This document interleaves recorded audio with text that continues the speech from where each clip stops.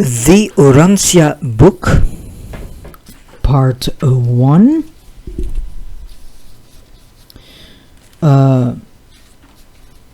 The Central and Super Universes, paper 3.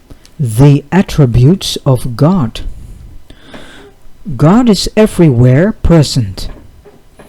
The Universal Father rules the circle of eternity, but he rules in the local universes in the persons of his paradise creator sons. Even as he bestows life through these sons, God has given us eternal life, and this life is in his sons.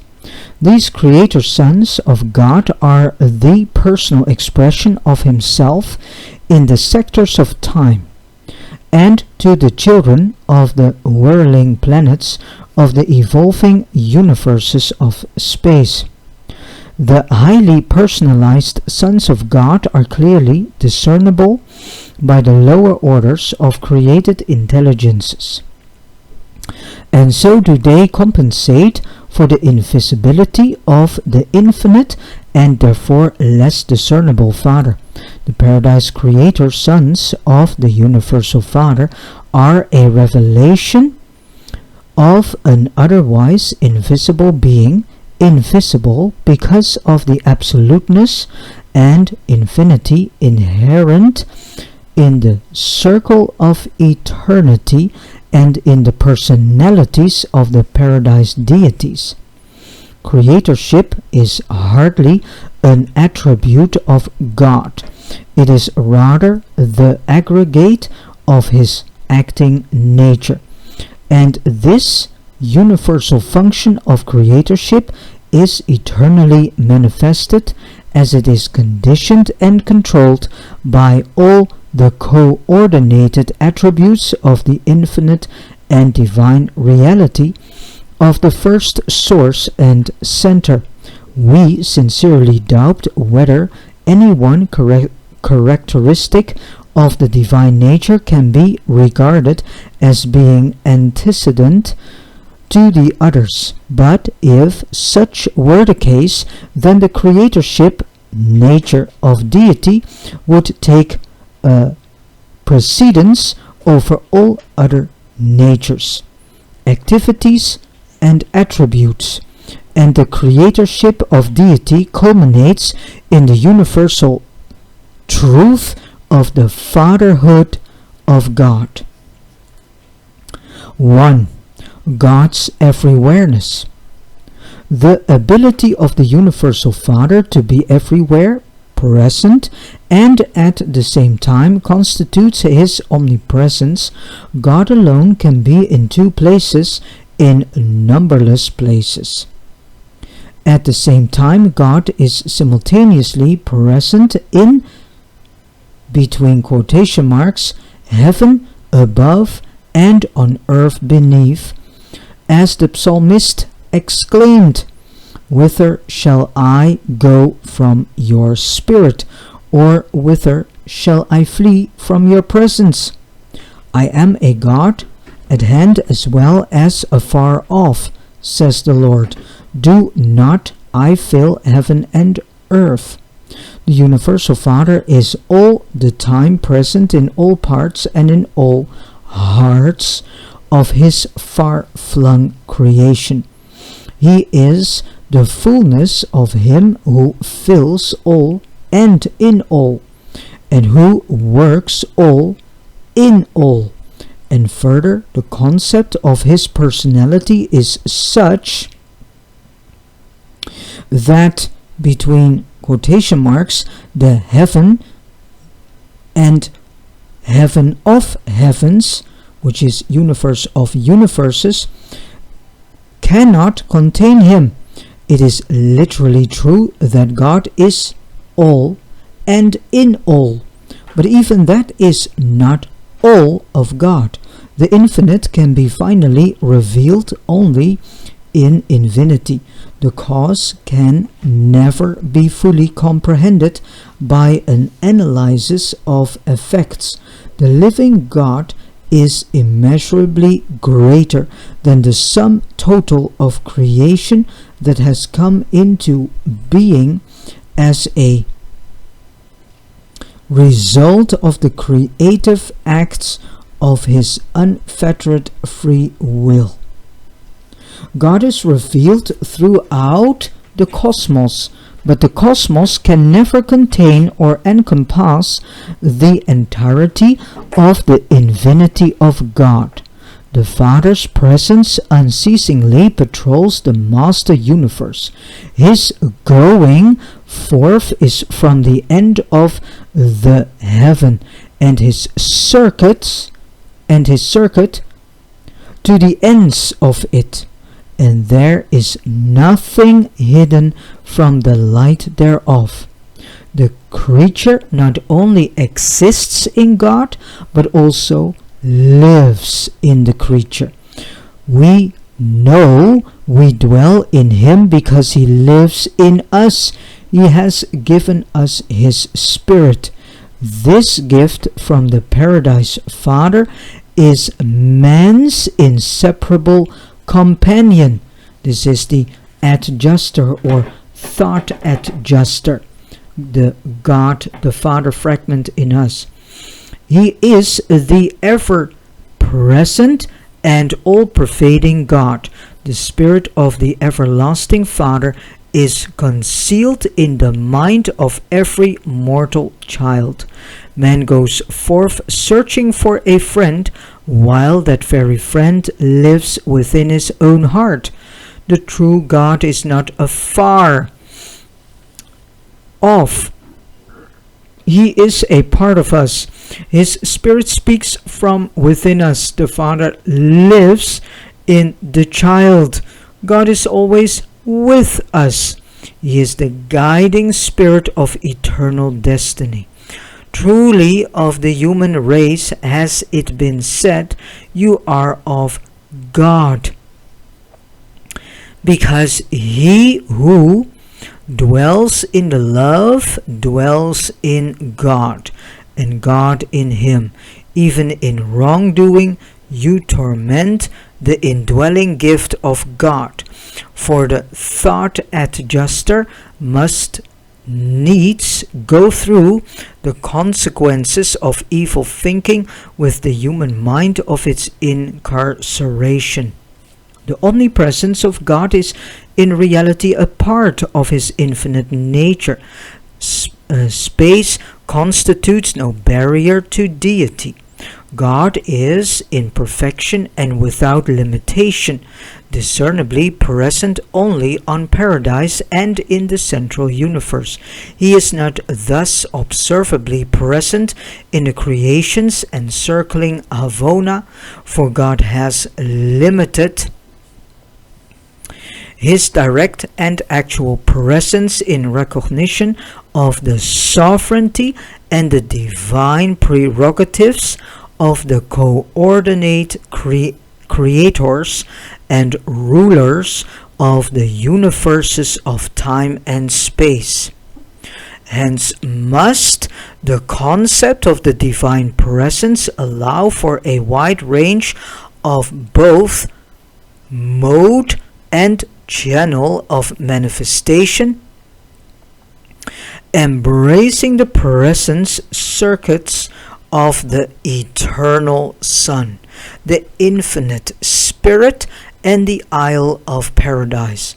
Nor is it always possible to distinguish between the presence of the Universal Father and the actions of his eternal coordinates and agencies. So perfectly do they fulfill all the infinite requirements of his unchanging purpose, but not so with the personality circuit and the adjusters. Here God acts uniquely, directly, and exclusively. The universal controller is potentially present in the gravity circuits of the Isle of Paradise in all parts of the universe at all times and in the same degree, in accordance with the mass in response to the physical demands for this presence, and because of the inherent nature of all creation, which causes all things to adhere and consist in him. Likewise is the first source and center potentially present in the unqualified absolute, the repository of the uncreated universes of the eternal future. God thus potentially pervades the physical universes of the past, present, and future. He is the primordial foundation of the coherence of the so-called material creation. This non-spiritual deity potential becomes actual here and there throughout the level of physical existence by the inexplicable intrusion of some one of his exclusive agencies upon the stage of universe action. The mind presence of God is correlated with the absolute mind of the conjoined actor, the infinite spirit. But in the finite creations it is better discerned in the everywhere functioning of the cosmic mind of the Paradise Master Spirits. Just as the first source and center is potentially present in the mind circuits of the conjoined actor, which is the infinite spirit, so is he potentially present in the tensions of the universal absolute. But mind of the human order is a bestowal of the daughters of the conjoined actor, which is the infinite spirit, the divine ministers of the evolving universes.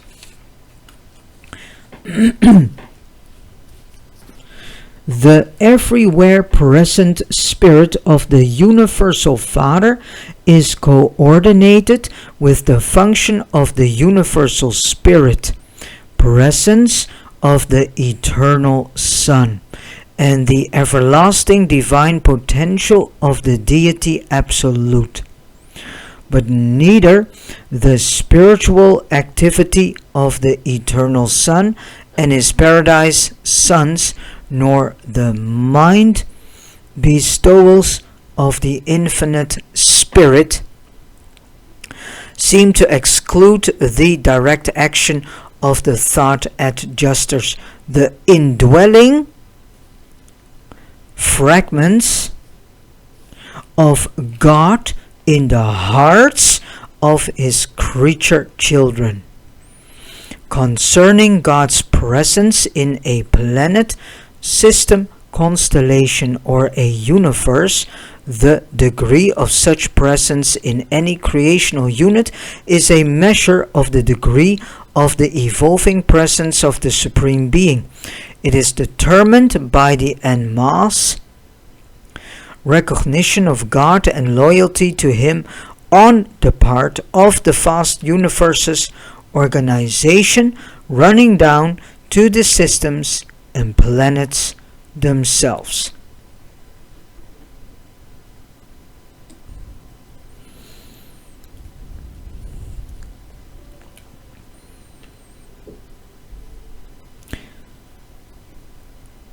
So again, concerning God's presence in a planet, system, constellation, or a universe,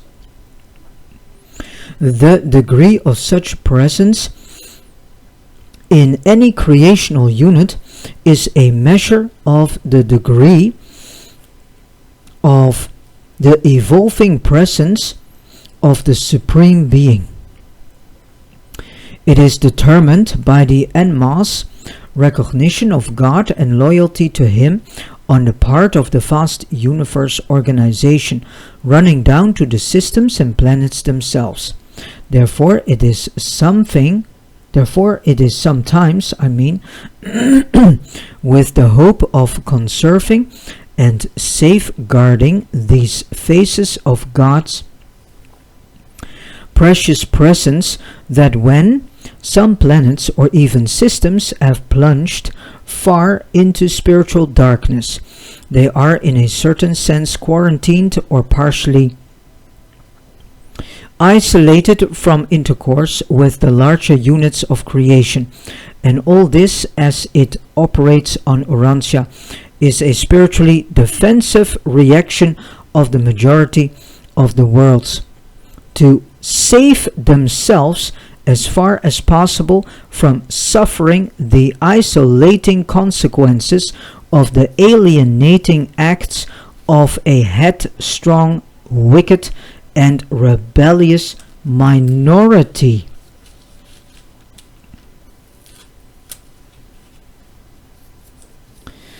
While the Father parentally encircles all his sons, all personalities, his influence in them is limited by the remoteness of their origin from the second and the third persons of deity, augmented as their destiny attainment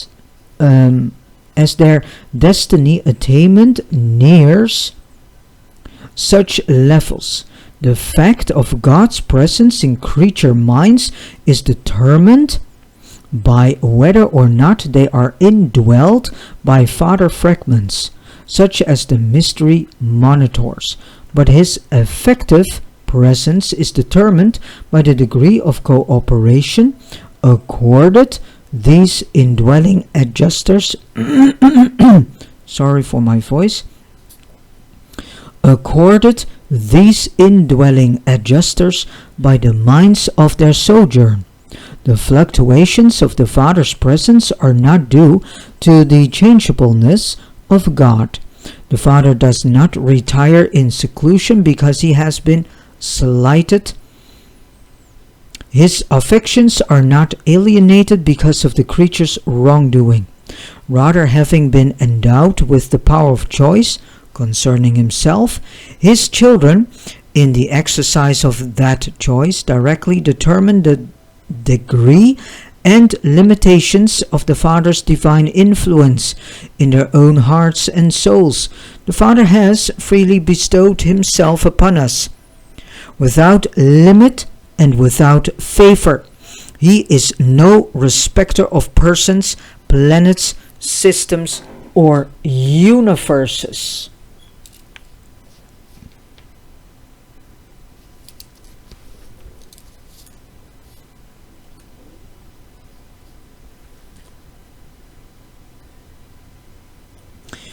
In the sectors of time, he confers differential honor only on the paradise personalities of God, the sevenfold, the coordinate creators of the finite universes. 2. God's infinite power. All the universes know that the Lord God omnipotent reigns.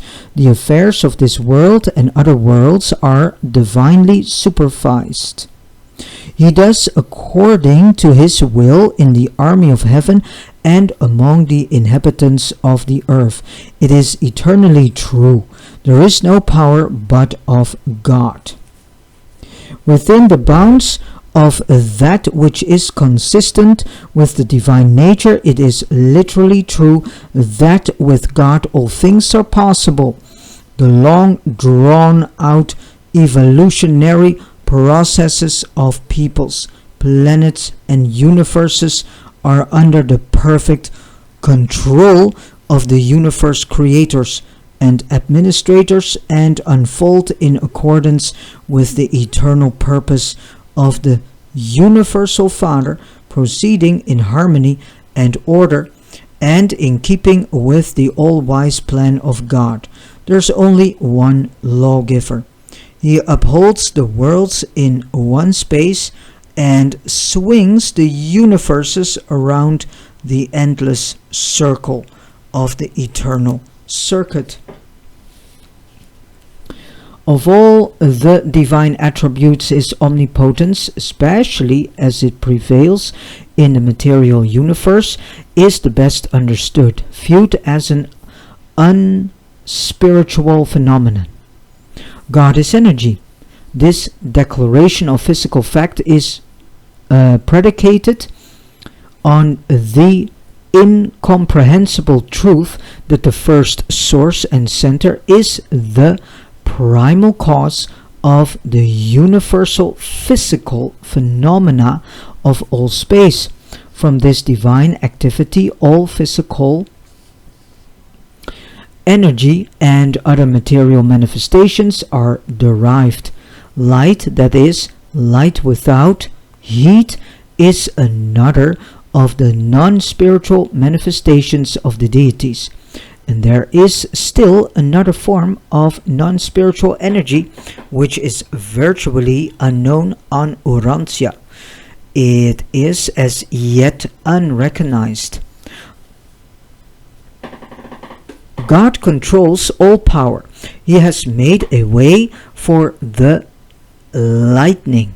He has ordained the circuits of all energy. He has decreed the time and manner of the manifestation of all forms of energy matter. Energy-matter. And all these things are held forever in his everlasting grasp. In the gravitational control centering on neither paradise. The light and energy of the eternal God thus swing on forever around his majestic circuit. The endless but orderly procession of the starry hosts composing the universe of universes. All creation circles eternally around the paradise personality center of all things and beings. The omnipotence of the Father pertains to the everywhere dominance of the absolute level, whereon the three energies, material, mindal, and spiritual, are indistinguishable in close proximity to him, the source of all things. Creature mind, being neither paradise monota nor paradise spirit, is not directly responsive to the universal Father. God adjusts with the mind of imperfection with Urantia mortals through the thought adjusters. The universal Father is not a transient force, a shifting power, or a fluctuating energy. The power and wisdom of the Father are wholly adequate to cope with any and all universe exigencies.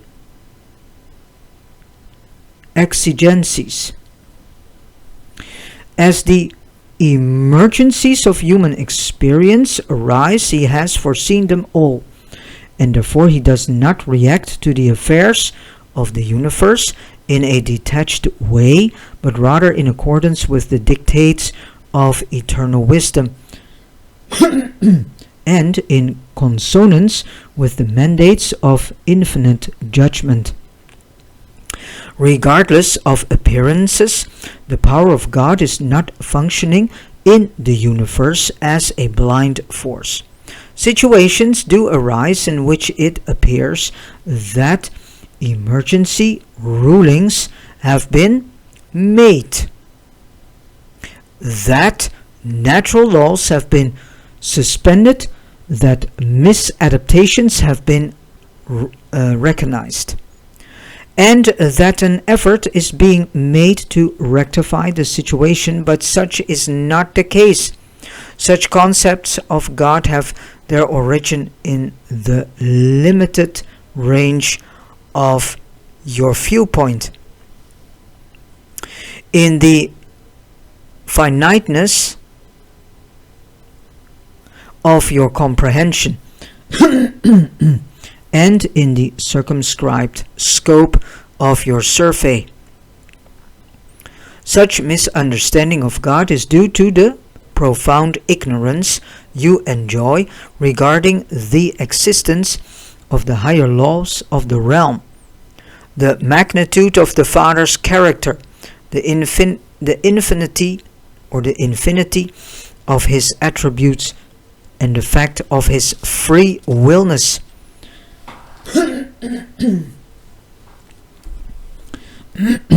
The planetary creatures of God's Spirit indwelling, scattered hither and yon throughout the universes of space, are so nearly infinite in number and order. Their intellects are so diverse, their minds are so limited and sometimes so gross. Their vision is so curtailed and localized that it is almost impossible to formulate generalizations of law adequately expressive of the Father's infinite attributes, and at the same time to any degree comprehensible to these created intelligences.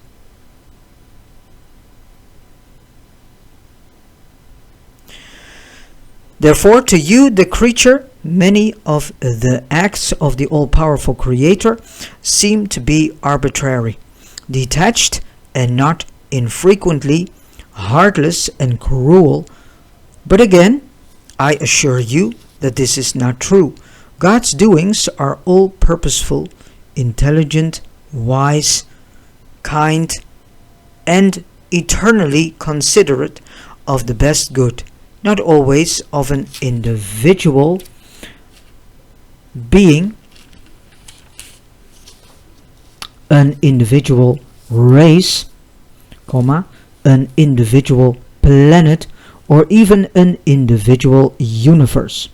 But they are for the welfare and best good of all concerned, from the lowest to the highest. In the epochs of time, the welfare of the part may sometimes appear to differ from the welfare of the whole. In the circle of eternity, such apparent differences are non-existent. We are all a part of the family of God, and we must therefore sometimes share in the family discipline. Many of the acts of God which so disturb and confuse us are the result of the decisions and final rulings of all wisdom, empowering the conjoined actor to execute the choosing of the infallible will of the infinite mind, to enforce the decisions of the personality of perfection, whose survey, vision, and solitude embrace the highest and eternal welfare of all his vast and far-flung creation. Thus it is that your detached, sectional, finite, gross, and highly materialistic viewpoint and the limitations inherent in the nature of your being constitute such a handicap that you are unable to see, comprehend, or know the wisdom and kindness of many of the divine acts which to you seem fraught with such crushing cruelty, and which seem to be characterized by such utter indifference. To the comfort and welfare, to the planetary happiness and personal prosperity of your fellow creatures, it is because of the limits of human vision. It is because of your circumscribed understanding and finite comprehension that you misunderstand the motives and pervert the purposes of God. But many things occur on the evolutionary worlds which are not the personal doings of the Universal Father.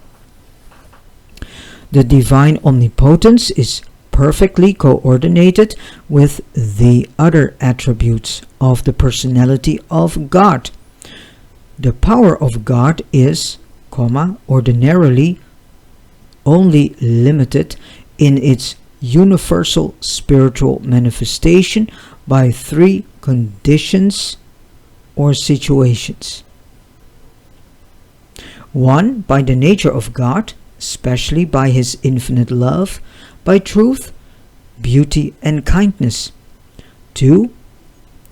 By the will of God, by his mercy ministry and fatherly relationship with the personalities of the universe. And 3. By the law of God, by the righteousness and justice of the eternal Paradise Trinity. God is unlimited in power, divine in nature, final in will, infinite in attributes, eternal in wisdom, and absolute in reality. But all these characteristics of the Universal Father are unified in deity and universally expressed in the Paradise Trinity and in the divine sons of the Trinity. Otherwise, outside of paradise and the central universe of Havona, everything pertaining to God is limited by the evolutionary presence of the Supreme, conditioned by the eventuating presence of the Ultimate, and coordinated by the three existential absolutes. Deity, universal, and unqualified. And God's presence is thus limited because such is the will of God. 3. God's universal knowledge. God knows all things. The divine mind is conscious of and conversant with the thought of all creation. His knowledge of events is universal and perfect. The divine entities going out from him are a part of him. He who balances the clouds is also perfect in knowledge. The eyes of the Lord are in every place, said your great teacher of the insignificant sparrow. One of them shall not fall to the ground without my Father's knowledge, and also the very hairs of your head are numbered. He tells the number of the stars, he calls them all by their names. The Universal Father is the only personality in all the universe who does actually know the number of the stars and planets of space. All the worlds of every universe are constantly within the consciousness of God. He also says, I have surely seen the affliction of my people. I have heard their cry, and I know their sorrows. For the Lord looks from heaven. He beholds all the sons of their sorrows. For the Lord looks from heaven, he beholds all the sons of man. From the place of his habitation, he looks upon all inhabitants of the earth, or Urantia. Every creature child may truly say, he knows the way I take, and when he has tried me, I shall come forth as gold. God knows our downsittings and our uprisings. He understands our thoughts afar off and is acquainted with all our ways.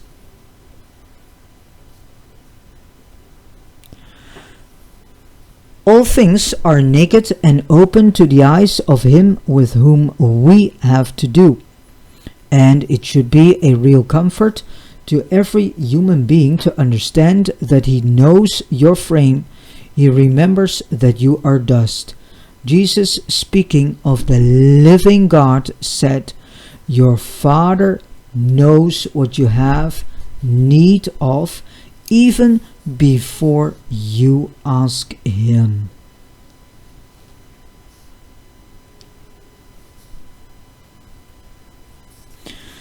God is possessed of unlimited power to know all things. His consciousness is universal. His personal circuit encompasses all personalities, and his knowledge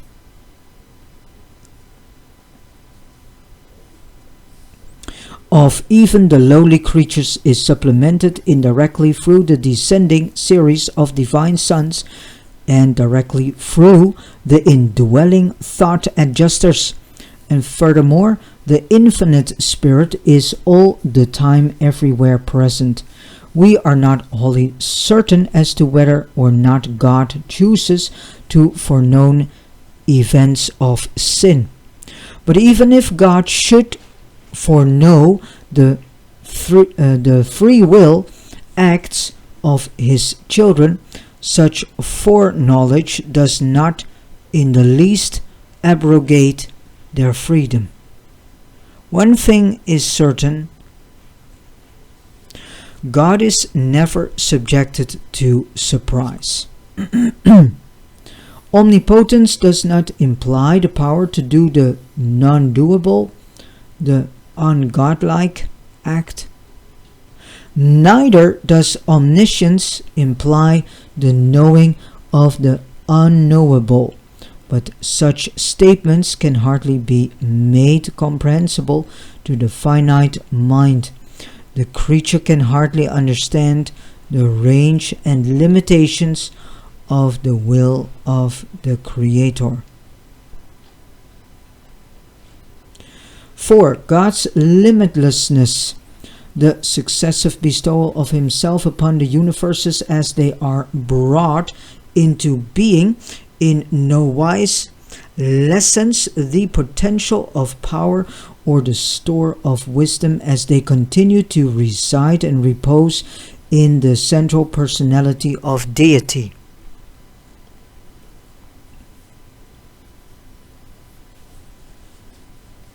In potential of force, wisdom, and love, the Father has never lessened aught of his possession, nor become divested of any attribute of his glorious personality as the result of the unstinted bestowal of himself upon the Paradise Sons, upon his subordinate creations, and upon the manifold creatures thereof.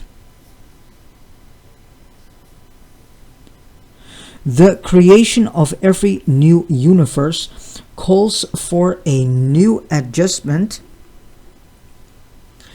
of gravity, but even if creation should continue indefinitely, eternally, even to infinity, so that eventually the material creation would exist without limitations, still the power of control and coordination reposing in the Isle of Paradise would be found equal to and adequate for the mastery, control, and coordination of such an infinite universe.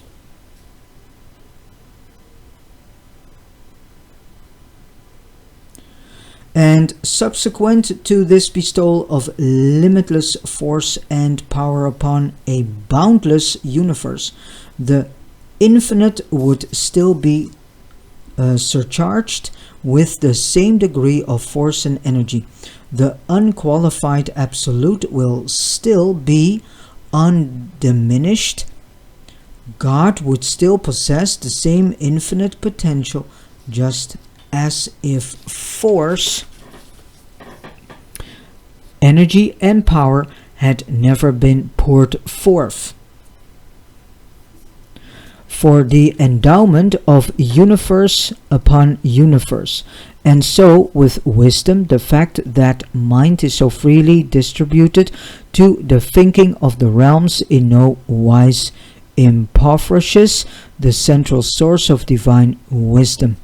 As the universes multiply and beings of the realms increase in number to the limits of comprehension, if mind continues without end to be bestowed upon these beings of high and low estate, still will God's central personality continue to embrace the same eternal, infinite, and all-wise mind. The fact that he sends forth spirit messengers from himself to indwell the men and women of your world and other worlds in no wise lessens his ability to function as a divine and all-powerful spirit personality, and there's absolutely no limit to the extent or number of such spirit.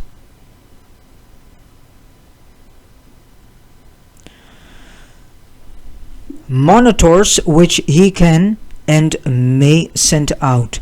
This giving of himself to his creatures creates a boundless, almost indivinely endowed mortals, and this prodigal distribution of himself as these ministering spirit entities in no manner diminishes the wisdom and perfection of truth and knowledge which reposes in the person of the all-wise, all-knowing, and all-powerful Father.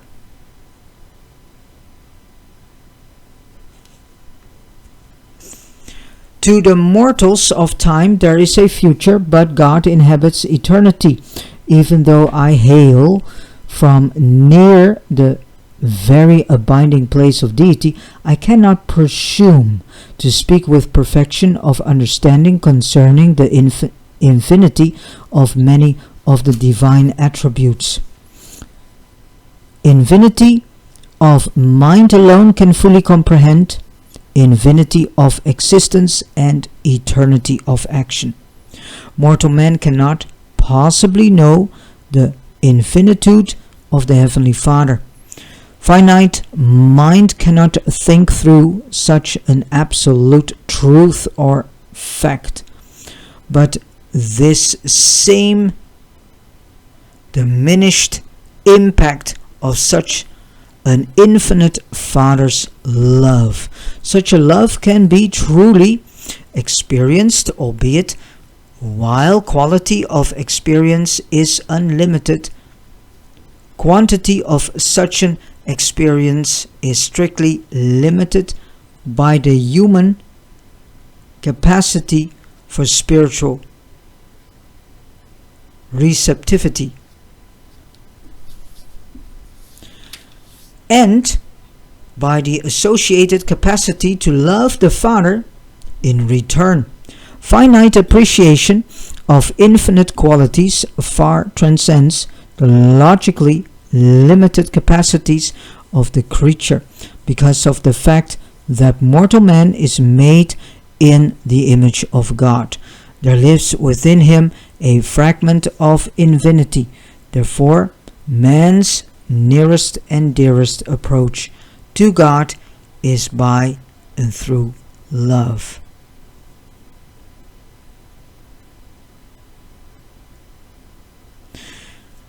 For God is love,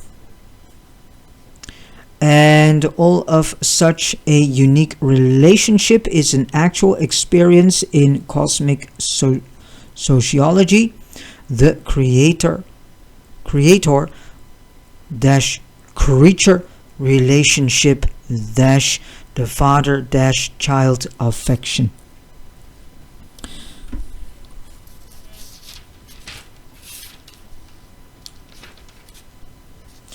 Five, the Father's supreme rule in his contact with the post-Havona creations, the Universal Father does not exercise his infinite power and final authority by direct transmittal, but rather through his sons and their subordinate personalities. And God does all this of his own free will. Any and all powers delegated if occasion should arise, if it should become the choice of the divine mind, could be exercised direct, but as a rule, such action only takes place as a result of the failure of the delegated personality to fulfill the divine trust.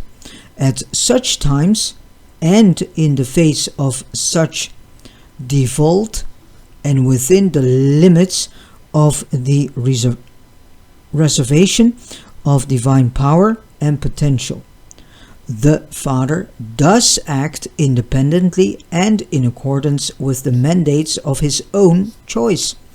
And that choice is always one of unfailing perfection and infinite wisdom. The Father rules through his sons on down through the universe organization. There is an unbroken chain of rulers, ending with the planetary princes who direct the destinies of the evolutionary spheres of the Father's vast domains. It is no mere poetic expression that exclaims, "The earth is the Lord's, and the fullness thereof. He removes kings and sets up kings. The Most High's rule in the kingdoms of men. In the affairs of men's hearts, the Universal Father may not always have his way, but in the conduct and destiny of a planet, the divine plan prevails, the eternal purpose of wisdom and love triumphs." Said Jesus, "My Father, who gave them to me," and them is us, his children, were given to Jesus, "is greater than all, and no one is able to pluck them out of my Father's hand." As you glimpse the manifold workings and view the staggering immensity of God's well-nigh limitless creation, you may falter in your concept of his primacy, but you should not fail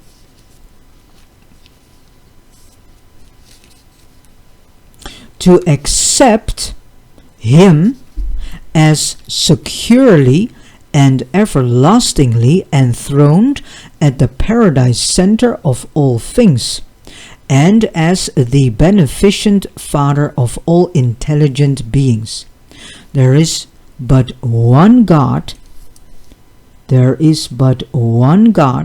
and Father of all, who is above all and in all, and he is before all things, and in him all things consist. The uncertainties of life and the vicissitudes of existence do not in any manner contradict the concept of the universal sovereignty of God. And I need to say here, because I get this through right now, with the sentence, "There is but one God and Father of all, who is above all and in all, and he is before all things, and in him all things consist." This is what I get right now in my mind, referring to the opening sentence of the book of John. Not the letters, but the book of John, in which it's opening with a likewise sentence.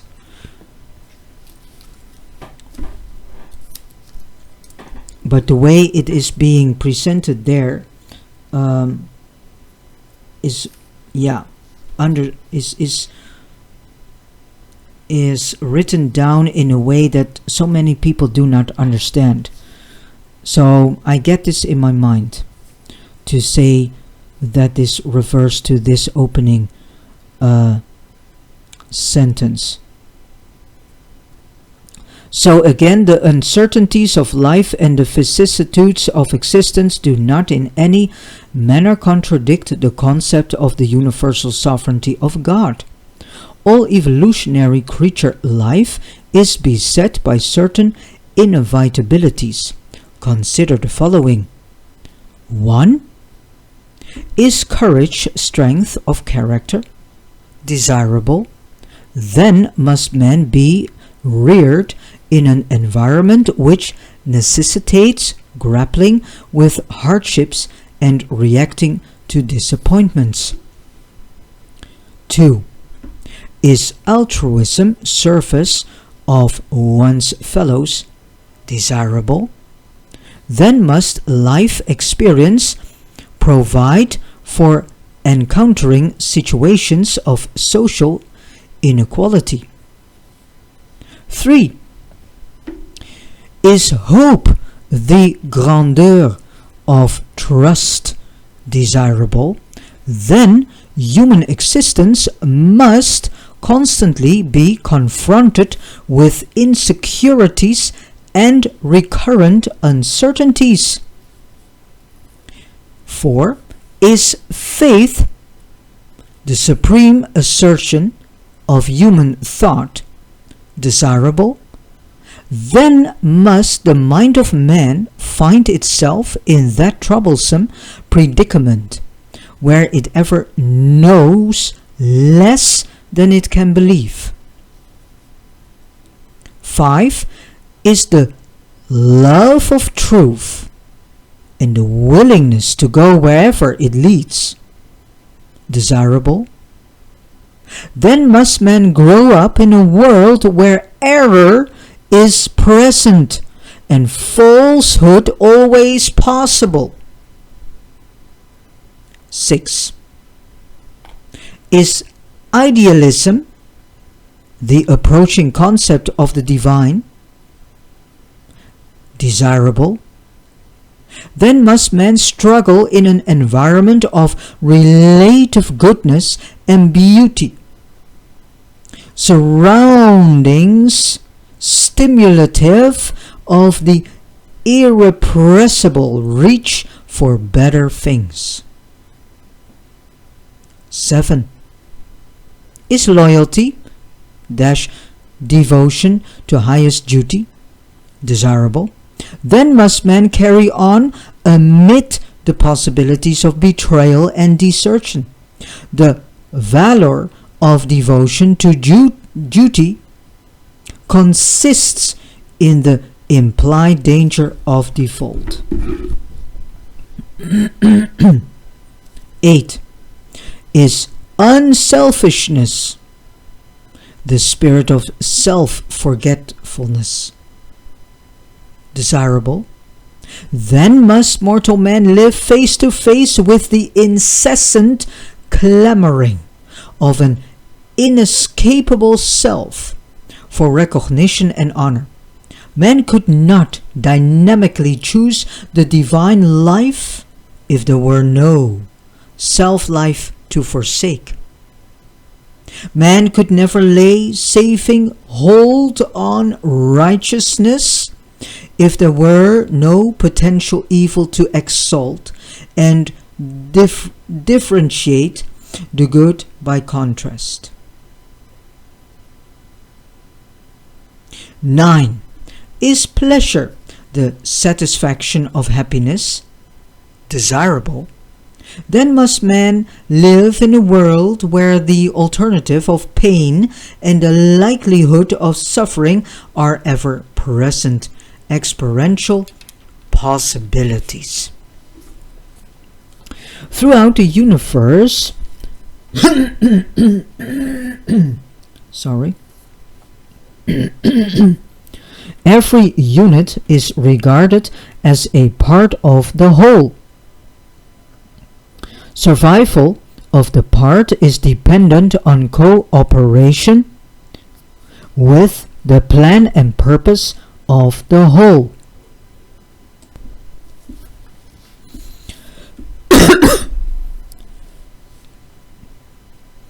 The wholehearted desire and perfect willingness to do the Father's divine will. So, again, the wholehearted desire and perfect willingness to do the Father's divine will. The only evolutionary world without error, the possibility of unwise judgment, would be a world without free intelligence. In the Havona universe, there are 1 billion perfect worlds with their perfect inhabitants, but evolving man must be fallible if he is to be free.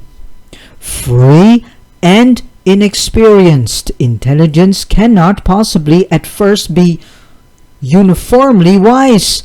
The possibility of mistaken judgment, evil, because that's what evil is, mistaken judgment, becomes sin only when the human will consciously endorses and knowingly embraces a deliberate immoral judgment.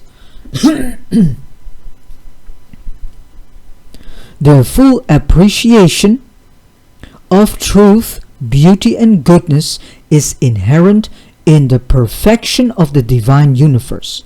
The inhabitants of the Havona worlds do not require the potential of relative value levels as a choice stimulus. Such perfect beings are able to identify and choose the good in the absence of all contrastive and thought-compelling moral situations. But all such perfect beings are, in moral nature and spiritual status, what they are by virtue of the fact of existence. They have experientially, earned advancement only within their inherent status. Mortal man earns even his status as an ascension candidate by his own faith and hope.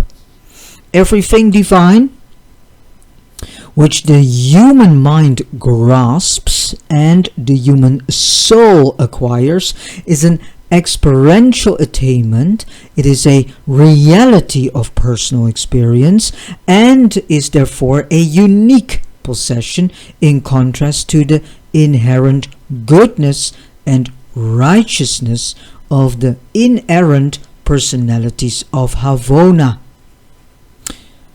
And Havona is in the central universe and is around Paradise. So it's near and close to Paradise.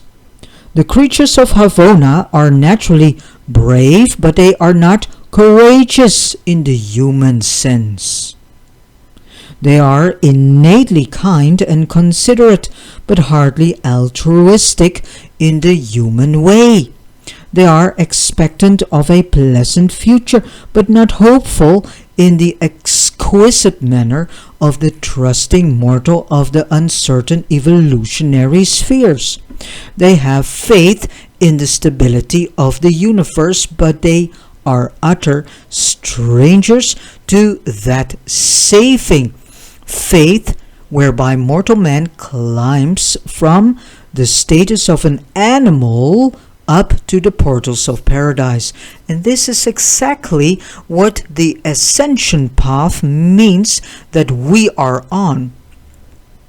We got born here on Urantia, for many still known as Earth, for just one sole purpose, and that is to start our ascension journey, which is a long journey in which we start to experience what it is to live a life as a mortal being. Then, when we die, we shed off the flesh, we get a Morantia body. Later on, this will be explained what this body is.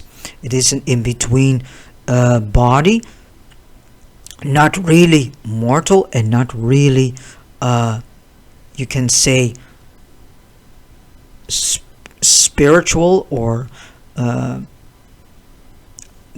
the body of God, so to speak. It's an in-between body in which we will experience that we are then stepping into a new world, which is the first mentioned world, where we will also be challenged.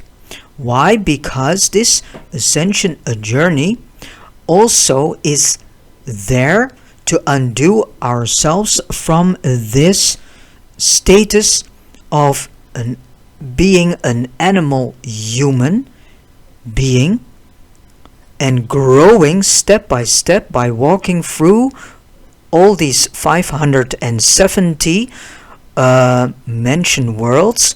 We eventually undo ourselves from this animal human beingness and slowly progress into this spiritual human being that eventually becomes in personality and in character as perfect as God the Father himself is, who is the Almighty I Am that I Am, who is at the same time the first source and center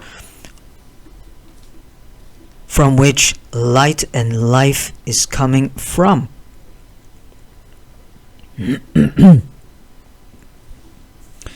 They love the truth, but they know nothing of its soul-saving qualities. They are idealists, but they were born that way. They are wholly ignorant of the ecstasy of becoming such by exhilarating choice.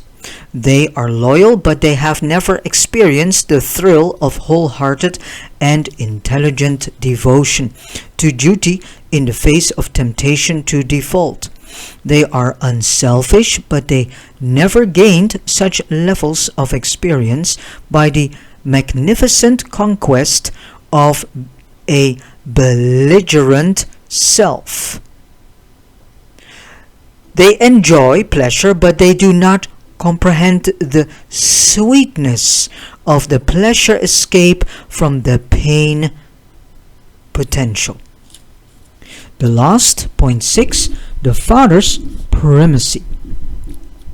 With divine selflessness, consummate generosity, the universal Father relinquishes authority and delegates power. But he is still primal. His hand is on the mighty lever of the circumstances of the universal realms. He has reserved all final decisions and unerringly wields the all-powerful veto scepter of his eternal purpose with unchallengeable authority over the welfare and destiny of the outstretched, whirling, and ever-circling creation. The sovereignty of God is unlimited. It is the fundamental fact of all creation. The universe was inevitable. The universe is not an accident. Neither is it self-existent. The universe is a work of creation and is therefore wholly subject to the will of the Creator. The will of God is divine truth, living love. Therefore, are the perfecting creations of the evolutionary universes characterized by goodness, nearness to divinity by potential evil, remoteness from divinity. All religious philosophy sooner or later arrives at the concept of unified universe rule of one God. Universe causes cannot be lower than universe effects. The source of the streams of universe life and of the cosmic mind must be above the levels of their manifestation. The human mind cannot be consistently explained in terms of the lower orders of existence. Man's mind can be truly comprehended only by recognizing the reality of higher orders of thought and purposive will. Man as a moral being is inexplicable unless the reality of the Universal Father is acknowledged. The mechanistic philosopher professes to reject the idea of a universal and sovereign will, the very sovereign will whose activity in the elaboration of universe laws he so deeply reverences. What unintended homage the mechanist pays the law creator when he conceives such laws to be self-acting and self-explanatory. It is a great blunder to humanize God, and this is exactly what our forefathers have and has done. This is what we read in the Old Testament. We read a humanized God. God is not a God of revenge. God is not a God of push and pull, also known as attract and reject. God is not a God that punishes his children. He sometimes, if he finds it needful, chastises us, but that is more to learn us what it is if you are in such a way wandering too much on your own created path, because humanity still thinks that they can live life all by their own. Well, if we look at history, we can see that humanity is actually not really capable of living a life on themselves. But the funny part is that the majority of humanity does not realize that God is always at their back, which means God's hand is always there. So are we truly living a life on their own?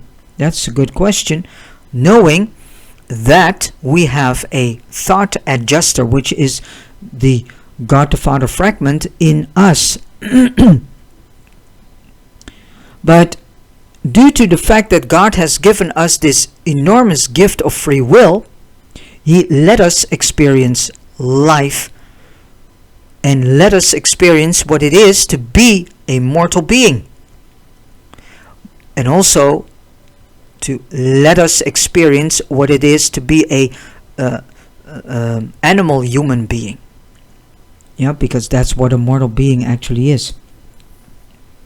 So with this said, it is absurd to think that when all evil and darkness is shoved away from this world, that all of a sudden we have become, in just a millisecond, we have become perfect spiritual human beings. This is the illusion and at the same time deception that the Bible is teaching us. And especially in the book of Revelation, you can see this. But this is not true. God cannot accept us in his paradise in the way we are, because then we would ruin his paradise. So God has told us, you know what? You start at the lowest level and ascend yourselves up and evolve yourselves in such a way that eventually you will reach this point of perfection, that you have become as perfect as God the Father himself is.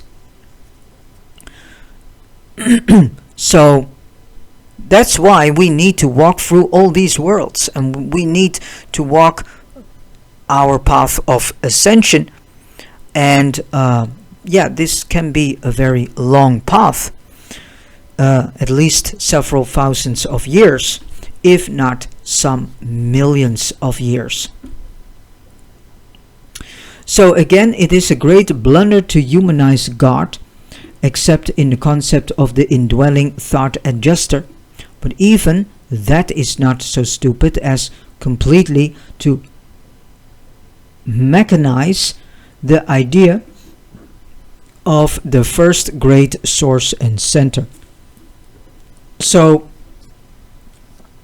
what's being said here is also in some way, it's stupid to humanize God, but in another way it is also something that needs to that our forefathers have done to as a need to get for themselves the understanding of whom God the Father is, and eventually come to this idea of that he is the breath giver of life, or the great source.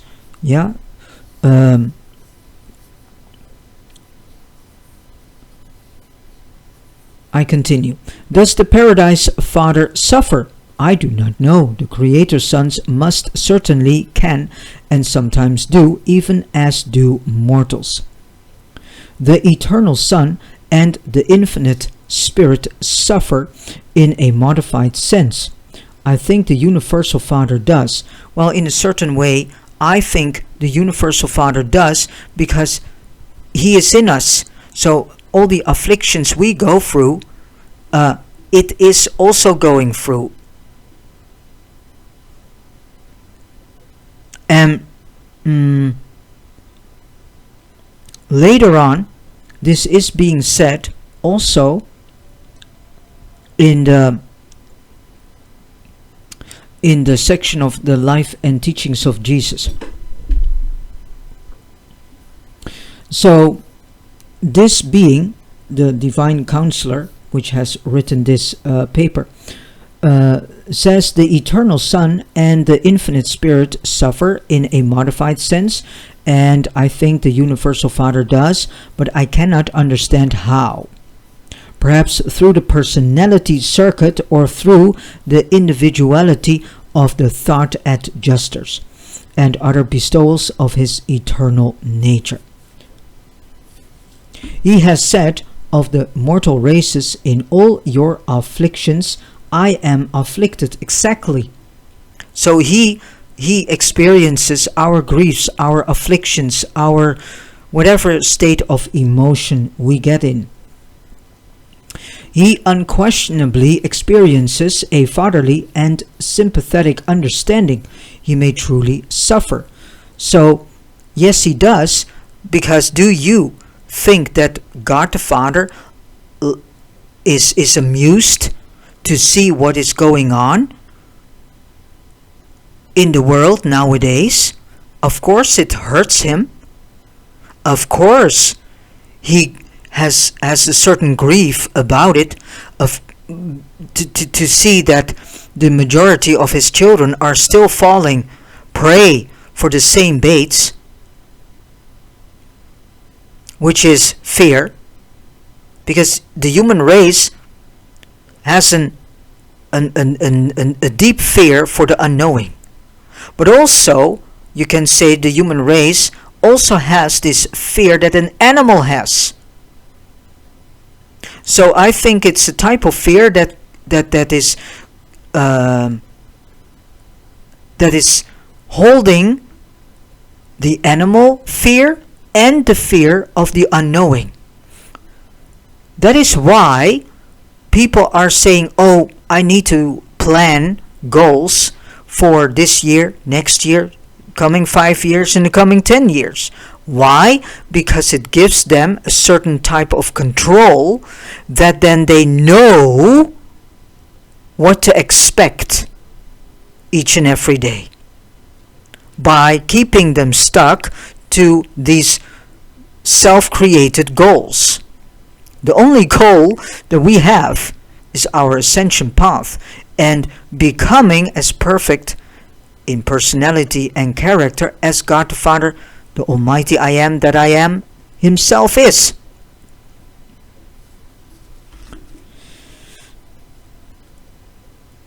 So we can eventually step into paradise and meet God the Father Himself. But I do not comprehend the nature thereof, the author of this paper says. The infinite and eternal ruler of the universe of universes is power, form, energy, process, pattern, principle, presence, and idealized reality. But He is more. He is personal. He exercises a sovereign will, experiences self-consciousness of divinity, executes the mandates of a creative mind, pursues the satisfaction of the realization of an eternal purpose, and manifests a father's love and affection for his universe children. And all these more personal traits of the Father can be better understood by observing them as they were revealed in the bestowal life of Michael. Your Creator's Son, while He was incarnated on Urantia, God the Father loves man. God the Son serves man. God the Spirit inspires the children of the universe to the ever ascending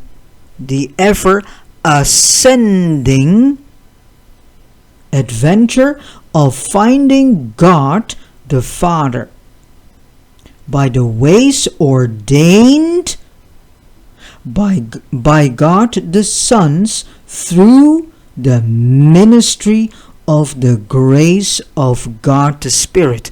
So what should your life actually be? Your life should actually be a journey in which you are constantly seeking for God in each and every situation you go through.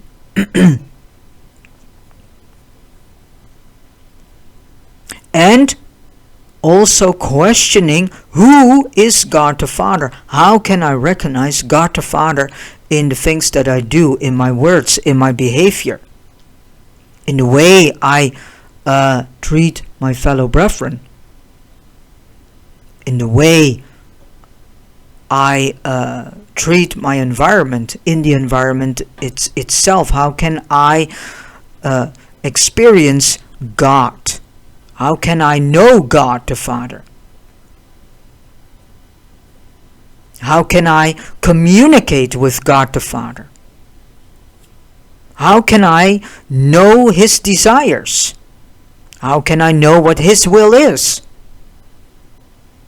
These are actually the questions that we should be busy with, instead of being busy with all these by man created worldly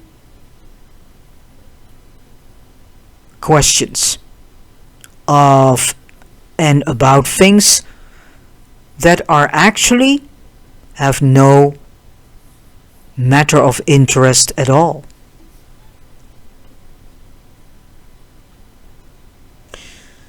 Through the ministry of the grace of God the Spirit. And with this said, I have come to the end of reading paper 3, which is all about the attributes of God. This paper has been written by a being who is the divine counselor assigned to the presentation of the revelation of the Universal Father. I have continued with this statement of the attributes of deity. Alright, and I highly recommend you to buy yourselves a copy of the Urantia Book 2. Start reading it in your own pace with the help and assistance of the thought adjuster, the Holy Spirit, and the Spirit of Truth, and also with the Spirit of Wisdom.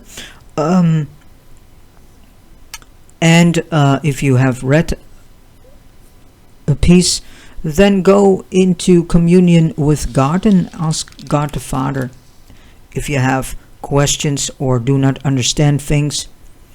I also recommend that if you have bought this Urantia book, to go to urantiafoundation.org to find yourselves a study group, which can be very helpful when you read this book and through this book.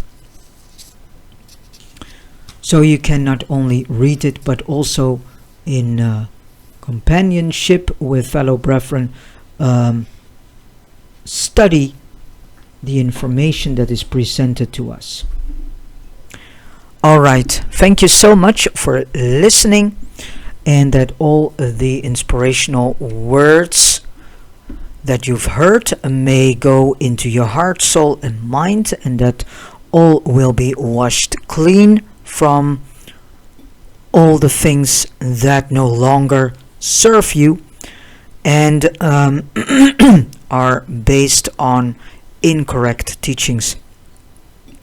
And that these words of wisdom and information that you have heard also may renew your heart, mind, and soul. Alright, again, thank you for listening to this audio video, and God bless you.